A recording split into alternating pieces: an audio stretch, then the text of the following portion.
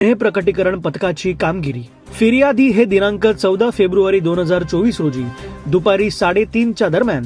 सलमान सुपारी stores range नाका वसई पूर्व ते रेंज नाका सिग्नल वसई पूर्व जिल्हा पालघर यांच्या दरम्यान बजाज ॲपे गाडीने जितेंद्र कॉर्पोरेशन कंपनीची 15,99,133 रोख रक्कम असलेली बॅग घेऊन जात असताना सदर बॅग ही त्यांच्या गाडीच्या पाठीमागे कुलूप लावून ठेवलेली असताना कोणीतरी अज्ञात आरोपीयाने चालू गाडीच्या मागील दरवाजाचे कुलूप तोडून त्यामधील रोख रक्कम ठेवलेली बॅग चोरून नेली म्हणून गुन्हा रजिस्टर क्रमांक 96/2024 कलम 379 भारतीय दंडविधान अन्वये गुन्हा नोंद करण्यात आला आहे। सदर गुन्ह्यातील आरोपी हे मुंबई, ठाणे, नवी मुंबई, वसई परिसरांमध्ये वारंवार अशा प्रकारचे गुन्हे करत असल्याने माननीय वरिष्ठ पोलीस निरीक्षक यांनी गुन्ह्याचे गांभीर्य लक्षात घेऊन वालीव गुन्हे प्रकट